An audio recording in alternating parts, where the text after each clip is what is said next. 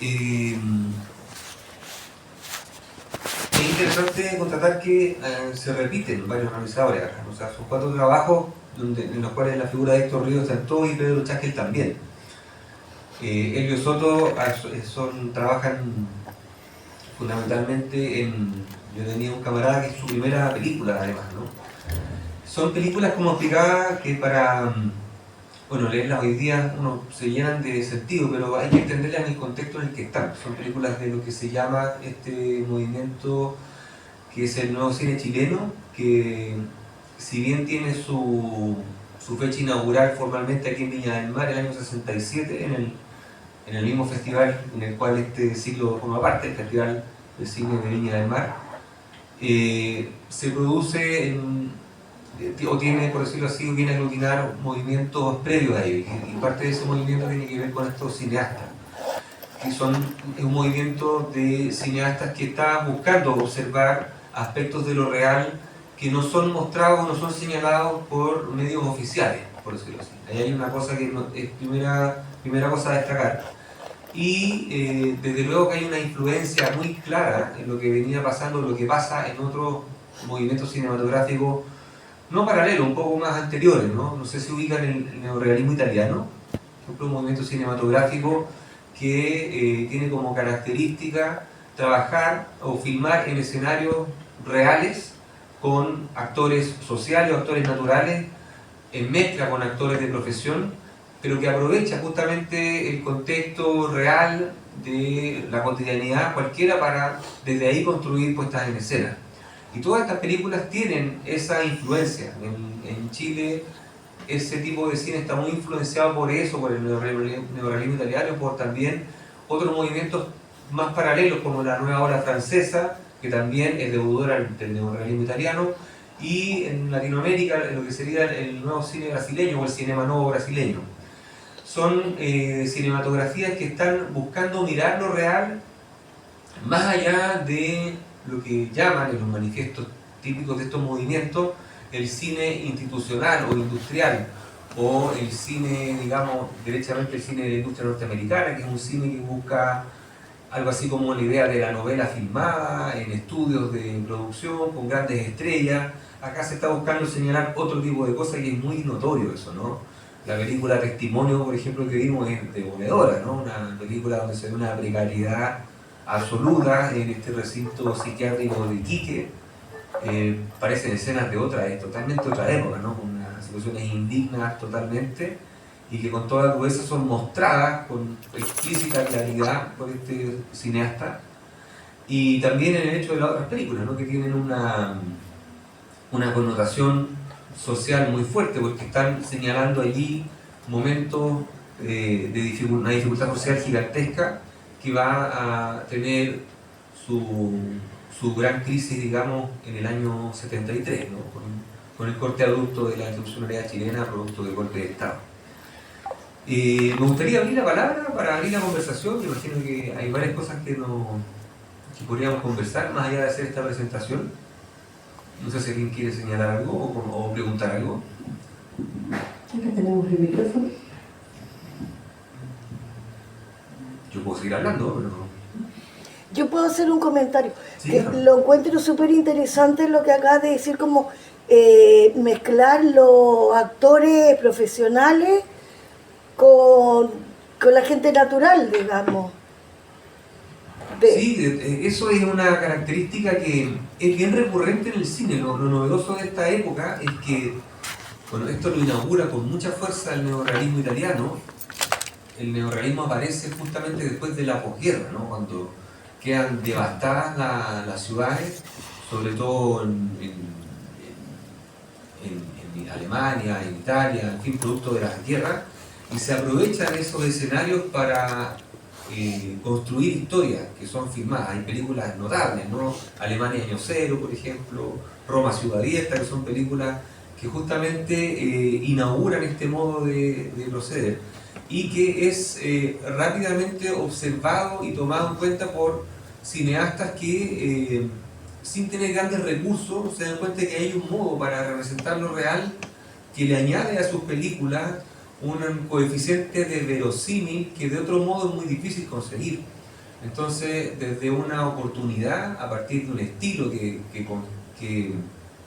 propone trabajar con actores reales, en escenarios reales, además de facilitar un tipo de producción por un coste menor, genera un impacto sensible, digamos, muy potente, ¿no? Al poder mostrar una realidad de un modo tan elocuente y tan explícito, ¿no?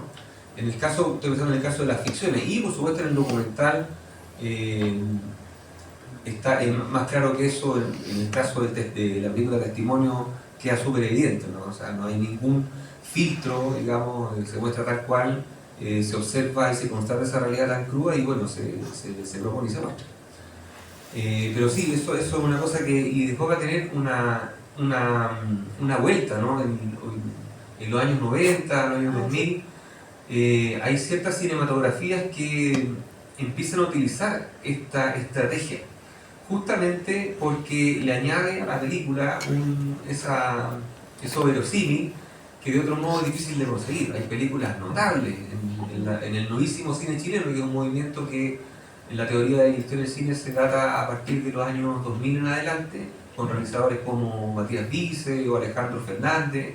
Y este último hay una película muy notable que trabaja sobre este mismo principio, que utiliza actores naturales para producir su película. Es una característica de un tipo de cine que inaugura algo así como el cine híbrido o la docuficción, que es una cosa que ya se empieza a instituir mucho más en los años más recientes, del 2000 en adelante. Ahí creo que hay otra... Sí, de las 4 muestras de documental, la que más me deja es la última, por cuanto no solo pasa consignas de ideología política, sino que también se ocupa de dar alguna forma de educación a la gente en cuanto a lo dañino que puede ser una adicción en este caso, le hace el alcohol. No solamente muestra la pérdida de toda dimensión respecto a responsabilidad, sino que una forma diferente de conceptualizar una supuesta hombría, digamos. Me parece interesante eso, y echo de menos en la muestra del psiquiátrico de Iquique, todo lo que a pesar de todo lo que hemos podido avanzar como país en una situación donde la salud mental, que agobia, pareciera ser a una cifra cercana al 50% de quienes vivimos en este país, como la parte de tratamiento de enfermedades que se desencadenan por distintas razones, casi carente de oferta de tratamiento, por un tema que tiene que ver con que hay, en la misma medida que no producimos riqueza y no se hace un buen uso de esos recursos, cuando se trata de tratar enfermedades, se trabaja fundamentalmente con consecuencias, más que con causas, y eso siempre es más caro y imposible de lograr soluciones para todo el mundo. Y hay que hacer también hay aprendizaje, como que no hay salud gratis. Siempre alguien tiene que copagar o poner financiamiento para que se resuelva la enfermedad una vez instalada. Y eso invita más bien a que tratar de resolver consecuencias de una vez por todas, y entender que necesitamos trabajar más bien resolviendo las causas más que las consecuencias. Hecho de menos en esto, bueno, estamos hablando de películas de hace 50 años atrás, pero yo no sé cuánto ha avanzado el cine como una forma de instalar aprendizaje y no seguir tropezando con las mismas piedras. Gracias. Sí, sí, me refiero obviamente a eso, es muy interesante porque, bueno, la película Testimonio, claro, no, los realizadores, o sea, hoy, al poco tiempo de, bueno, Pedro Chasquil falleció este año, en febrero, Héctor Ríos ya hace varios años más acá en Viña del Mar, probablemente dieron cuenta y en su foro interno habrán dado cuenta de que hubo un progreso, ¿sabes? De alguna forma como un cine, por decirlo así, más militante respecto a denunciar precariedades brutales como esa, no quedaba otra que mostrar eso, ¿no? Y dar cuenta con Héctor Noguera, la voz en off, dice, ¿no? Va dando datos, ¿no? El servicio de hombres cuenta de un médico para tanto, que va dando datos, por decirlo así, objetivos respecto a esa realidad cruda, porque la película busca justamente dejar en evidencia lo indigno de esa realidad. Ahora, el cine chileno justamente hoy día es mucho más diverso y pone el ojo allí en realidades mucho más diversas también. Y de alguna forma lo que podemos decir que el novísimo cine chileno, que es este movimiento que se gesta por ahí en los años 2000 en adelante, respecto a lo que es la salud mental, yo creo que va abordando temas de salud mental, pero en una sociedad donde los problemas de salud mental o los problemas sociales en general van quedando, se van sofisticando más en el modo que se expresan, ¿no? Ya no tenemos, por ejemplo, la figura del obrero que va colgando en las micros de una manera tan explícita, sino tenemos este invento cultural de la clase media, donde también igual van en las micros colgando las personas, transportándose como locos, pero pareciera haber una mejor calidad de vida, pero justamente sabemos que esa mejor calidad de vida pasa por el crédito o pasa por una cierta ilusión de bienestar que se resuelve con cosas, digamos, que en el fondo producen desórdenes estructurales que son incluso mucho o más precarios que aquellos que vemos en estas películas. Lo que pasa es que lo explícito y lo brutal de verlo ahí, el modo que lo vemos allí, es mucho más chocante. Pero el hecho de gente que tenga que trasladarse por día, gastar 4 o 5 horas de su jornada para ir al trabajo, es una cosa extremadamente precaria también, y lo hacen todos los días, y una realidad que está ocurriendo allí. Y eso produce problemas de salud mental. Pero hay películas que tratan ese tema con esa sofisticación, menos explícita quizás que como lo vemos en estos cortometrajes, pero igualmente muy, muy presentes y que son muy notables, ¿no? Recién hoy día estábamos viendo una película que se llama Gran Avenida, que es del realizador Moisés Sepúlveda, una película que se estrenó ya serán 5 o 6 años, y que justamente retrata historias cotidianas de una familia de clase media, o de 2 o 3 familias de clase media en Santiago, donde la salud mental está operando allí no con la grandilocuencia clínica de un enfermo psiquiátrico, pero sí de trabajadores que son autoexplotados finalmente por querer aspirar a ser más, ¿no? Entonces hay un tema bien, bien interesante ahí que el cine chileno está retratando y se hace cargo hoy día, pero con el cambio, las modificaciones que los problemas de salud mental van teniendo, ¿no? O sea, de hecho, tenía la impresión de que hoy día debe ser mayor la cifra de personas que tienen afectaciones de salud mental, pero son más sofisticadas y más sutiles también, ¿no? Que se manifiestan de modos menos explícitos y menos estereotipados, ¿no? No está la figura del loco, del demente, sino que hoy día hay una sofisticación también de los problemas de salud mental.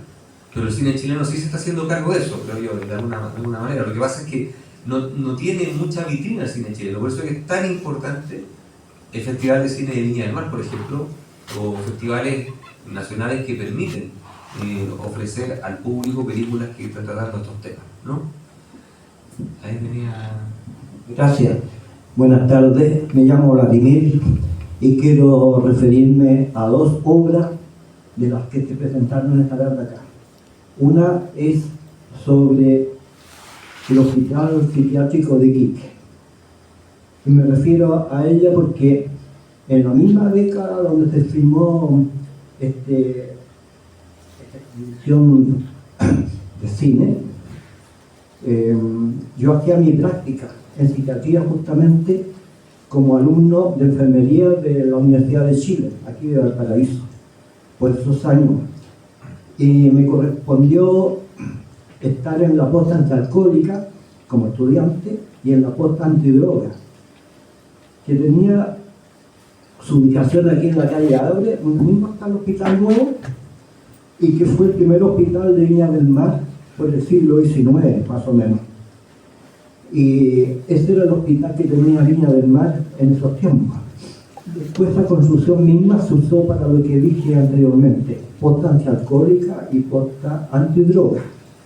Y más adentro, el hospital se agrandaba con una capacidad de 150 camas aproximadamente, con los distintos servicios básicos, obstetricia, medicina, cirugía, pediatría. Bueno, como se construyó el hospital por el año 1955, de 6 o 7 pisos, por el doctor Frique, esas dependencias que ocupaba el hospital antiguo fueron ocupadas con psiquiatría. Allí se denominó servicio de psiquiatría, no el hospital de psiquiatría. Y con la posta antialcohólica y la de droga, bueno, conformaba una unidad psiquiátrica. Y lo que me impactó del documental de Quique fue que deplorables condiciones para atender pacientes de salud mental realmente chocante. Y lo digo porque comparado con lo que me tocó vivir a mí como estudiante, la verdad es que era un lujo. Era un lujo la dependencia aquí de Viña del Mar, porque tenían personal calificado, por ejemplo, un apoyo de tipo de infraestructura, con alimentación adecuada, con los tratamientos que se cumplían las 24 horas del día, los pacientes con sus camisas limpias, los pacientes eran bañados, se les cambiaba ropa, sobre todo los que estaban postrados.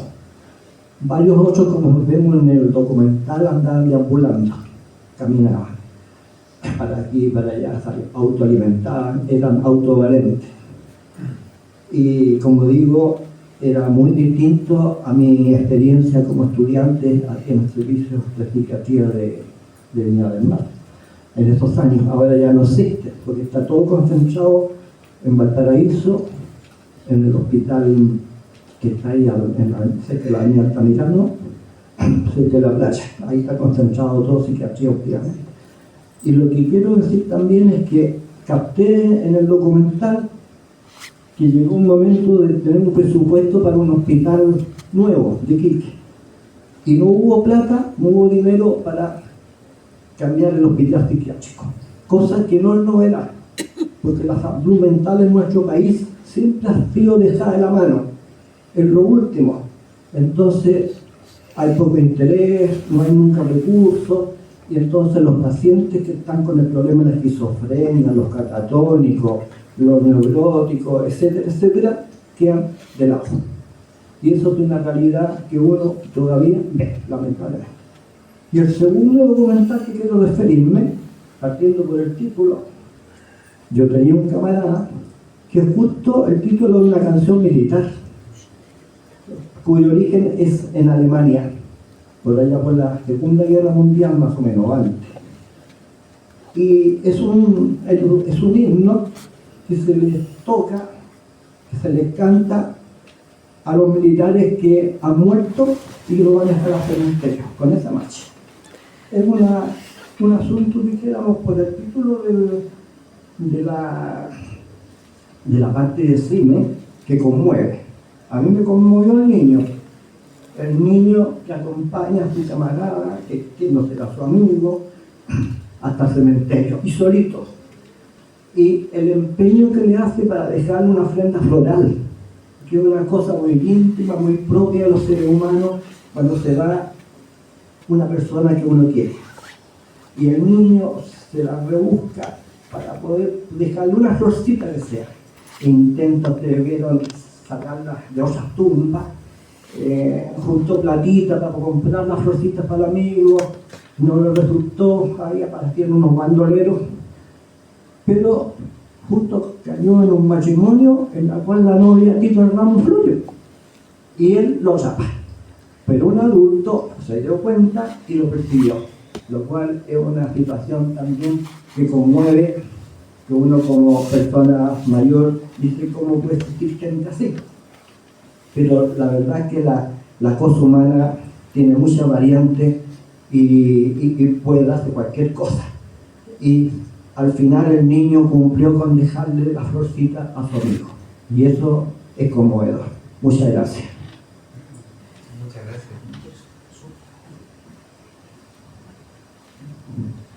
¿Habían palabras por ahí? ¿Habían palabras por ahí? Sí, no había palabra, pedía acá primero, entonces Sí. vamos a respetarlo. Sí, no, pues, muy bello escuchar cómo recibe el cortometraje. El cine justamente busca eso, ¿no? Una historia muy sencilla, muy profunda, que nos conecta con sentimientos muy bellos, ¿no? De amistad, en fin. Ahí puedes seguir comentando, pero ahora. Buenas tardes. Yo había visto el clásico de la Batalla de Chile, un poco 3 años después, ¿no? de estas películas. Y eso era todo lo que he visto. Por eso vine a expandir mi conocimiento sobre el cine chileno, ¿no? Sobre las películas que se hicieron antes. Me imagino que después de la dictadura fue imposible hacer más películas en general, ¿no? Por la censura, me imagino. Y pensando en la cuestión de la salud mental, cuando comentaron esa cuestión me acordé de la película Quizás sea cierto lo que dicen de nosotras, una película que parece que está estrenando este año, de un caso de una secta donde hubo un infanticidio, un caso famoso que la verdad es que yo no vivía aquí en Chile en ese momento, pero la película es chocante también, como una película así muy chocante, porque lo que pasa con la salud mental en Chile es que en esa película también es una película un poco que se habla en muchas, se repite, la personaje habla mal de Chile, ¿no? En general, habla mal de Chile en general. Pero la cuestión es que es un personaje hija de una psiquiatra, y esa hija de una psiquiatra terminó en una secta, porque yo diría por la falta de opción de humanidad en general, no solo una cuestión de salud mental, pero es una cuestión de cómo se encara la humanidad en general en Chile. Entonces, es una película chocante porque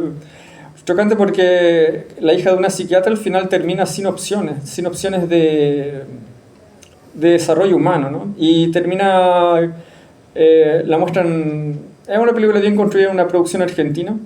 Yo creo que ese en los días de hoy es un dato no menor, como dicen, porque es muy polémico, ¿no? Es una crítica bastante sobre la humanidad en Chile, yo diría. Y eso véanla si tienen en el estómago, si tienen en la cabeza para ver esa película, quizás sea cierto lo que dicen de nosotras, porque eso, al final la hija de una psiquiatra que al final termina creyendo en cosas de la secta, ¿no? De la secta donde fue, y eso es un poco lamentable porque, en fin, eso lo quería decir sobre el cine chileno, ¿no?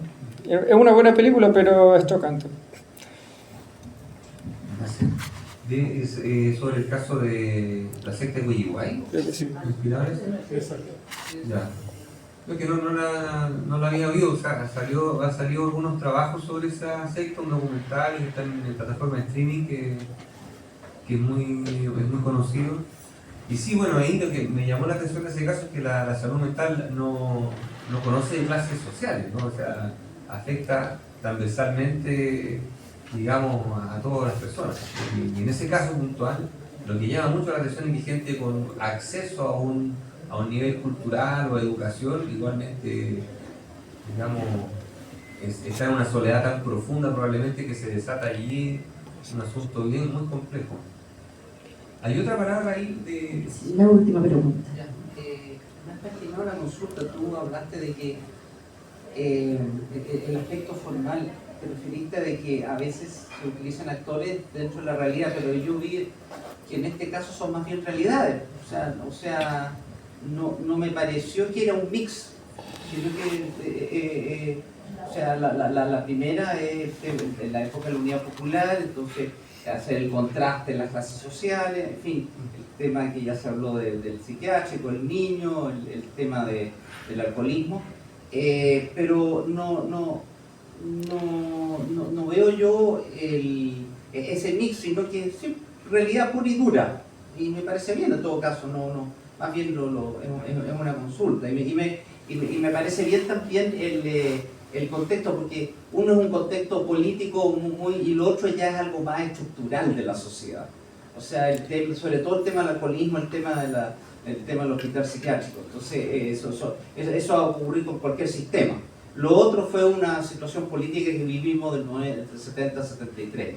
Pero eso, más bien mi consulta apunta a eso, o sea, ¿son mix o es simplemente un documental de realidad, no reality, sino que de realidad? Es que ahora esa palabra tiene otra connotación. El que tú dijiste que viene de Italia, es donde más ha dado esos documentales de realidades.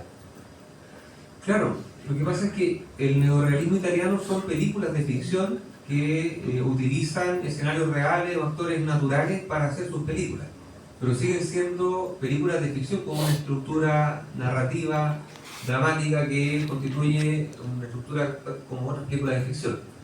Eso es propio del neorrealismo italiano y produjo una influencia muy grande en el cine, hasta el cine del día de hoy. Y en el caso de las películas de acá, donde es muy evidente en la película de Elio Soto, que es una película de ficción, a diferencia de las otras tres que son películas documentales. Ahora sí, si bien el documental pareciera estar más ligado a lo real, nunca hay que perder de vista de que el cine es una representación de lo real, que tiene un encuadre, por ejemplo, o sea, hay un fragmento de lo visual que no estamos viendo y lleva una firma. Toda película lleva una firma, o sea, es el punto de vista de ese autor o autora. Ahora bien, si bien lo real está más ligado a lo real por una serie de cualidades que tiene el cine documental, estoy pensando en la cámara en mano, la contratación in situ de ciertas realidades, cuando hay una persona que está comentando y dice esto está pasando, hay una serie de elementos que nos inducen a que eso que está ocurriendo allí es real. Nunca hay que perder de vista que esto siempre es una construcción de lo real. Y hay un punto de vista que está operando en ello, ¿no? Hay un eslogan de un canal de televisión de noticias que dice algo así como está pasando, lo estás viendo, CNN Chile. Sí. Eso es lo que propone justamente el dispositivo audiovisual, porque yo estoy mostrando algo que está pasando, pero no hay que perder de vista de que esos son constructos, digamos, culturales también. Ahora, poca duda cabe de que lo que vimos, hay una coeficiente de realidad muy brutal, y eso que está ahí probablemente es un registro audiovisual, y difícil de ponerlo en duda, pero siempre son visiones de lo real. Hay casos notables donde esto se pone en contraste, ¿no? Hay una película que se llama El fascismo al desnudo, de un realizador ruso, que no recuerdo su nombre en este momento, pero que está hecho con todo el material incautado de la Alemania nazi, filmado, digamos, por el aparato propagandista nazi para ensalzar su obra, digamos. Entonces son películas hechas con puntos de vista filmados desde una perspectiva que son en el montaje articulado para producir otro sentido completamente distinto. O sea, la realidad en el cine es por decirlo así, un activo que es dinámico, ¿no? Que es puesto en escena, es construido, siempre es así. Entonces es una cosa que es muy interesante tenerla a la vista. Respecto a lo puntual de trabajar con actores naturales, eso solamente pasa acá en el caso de la película de ficción, porque es una película de ficción, con un argumento muy claro, con una sinopsis que se puede tratar de manera muy clara, como lo hizo el señor que comentó sobre esa película, ¿no? Y claro, ocupa escenarios de Santiago, el Cerro Santa Lucía, en fin, pero hay digamos la mezcla entre actores, el niño está siendo dirigido, ¿no? Esos dos niños que llegan ahí al árbol, se asoman, ahí casi que yo podría escuchar cuál fue la indicación del director, ¿no? Corran y se asoman y se quedan pegados, y después vamos a cortar. Hay una puesta en escena, ¿no? Es reconocible eso. Pero eso, ¿no? Eso es lo interesante del cine, justamente, que nos ponen esos debates respecto a qué es o no real, ¿no? Pero ahí eso pasa porque hay una cosa fascinante que se llama subjetividad, que es la subjetividad de quienes miran la película, que son quienes finalmente construimos la película, ¿no? La película como dispositivo es una parte de la película, ¿no? El resto se construye en el espectador que está mirándola. Eso es muy interesante, ¿no? Para quienes realizan películas, ese es el activo justamente con el cual trabaja el cineasta. Sí. Pero son, en general, son trabajos muy estimulantes y que nos hablan de un pasado que todavía nos falta por mirar, ¿no? Hay una película que yo quería recomendarles, que no está acá, que se llama Los puños frente al cañón, que es una película que hizo Orlando Ljubert junto con Carlos Ancelovici del año 75, que se hizo en Alemania, y que retrata la historia del movimiento obrero desde fines del siglo XIX hasta el año 40, que es una historia que va a tener una reverberación y por supuesto una consecuencia en la crisis que se desata en los años 70 y que culmina justamente en el año 73. Lo digo porque tres de las 4 películas que vimos, hay problemáticas sociales que van a tener un desarrollo y un efecto y una consecuencia en los años venideros, ¿no? Pensemos que la película más reciente que vimos es del año 71, ¿no? Una película del año 64, 70, 71 y 60 y algo por ahí, la de... 68. La de... 68. 68. Entonces, muchas gracias. Entonces, claro, no todo comienza con esa crisis, ¿no? No toda la historia contemporánea del Chile actual comienza con esa crisis, sino que también hay todo un recorrido que está menos documentado quizás o menos masivamente conocido. Y esa película de Orlando Ljubert y Carlos Ancelovici es un insumo muy potente para entender quizás estas otras 4 películas.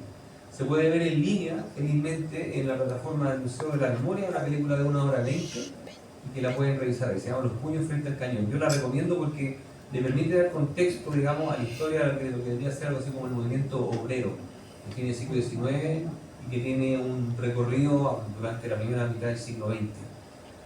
Y otra cosa que quería señalar es la importancia de las universidades que enseñan cine. Estas películas son posibles por 2 hitos virtuosos de la universidad como institución. La Cineteca de la Universidad de Chile, que se encarga de restaurarla, y el Centro de Cine Experimental de la Universidad Católica y el Centro del Cine y Club de Cine de la Universidad de Chile, que inaugura Pedro Chasqui. Son instituciones que permiten que realizadores como ellos hagan películas como esta, ¿no? Yo les puedo contar que las escuelas de cine hoy día en Chile están haciendo películas que ofrecen miradas tan diversas como las que vemos acá, que infelizmente no son películas masivamente conocidas, porque son parte del acervo académico de la universidad y son ejercicios de formación de futuros cineastas, pero que contienen en sí miradas muy necesarias o muy interesantes que nos permiten reflexionar más allá que la película de Netflix o la que dan en HBO o la que puedo ver en el cine tradicional. Entonces, lo comento porque gracias a esas labores que, por ejemplo, hoy día tenemos películas como esta y hoy día es posible hacer un ciclo como este, donde estas películas son mostradas y son compartidas con personas, digamos, que les interesa este tipo de películas. Así que es una última reflexión y les puedo anunciar también que en la Escuela de Cine de la Universidad del Paraíso estamos haciendo un trabajo muy fuerte del archivo de nuestra escuela. Nuestra escuela es una escuela que se reabre el año 2003, ya lleva 21 años de operación y en esos 21 años hay un largo volumen de películas de cortometraje de este tipo, por decirlo así, o películas son hechas por estudiantes que tienen preocupaciones tan diversas como sus procedencias. Nosotros recibimos estudiantes de Arica a Magallanes, literalmente, de todo tipo de personas que llegan a nuestra universidad, y prontamente esperamos poner a disposición ese material para que también pueda ser compartido y pueda ser valorado por personas como ustedes que les interesan este tipo de cine o de espacios para poder ver cine distinto, ¿no? Así que eso, no sé si hay alguna última palabra o reflexión que quisieran compartir.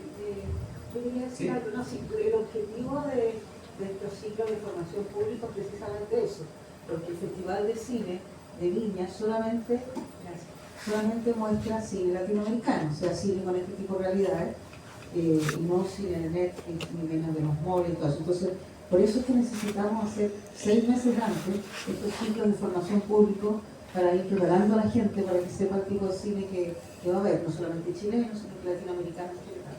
Era eso.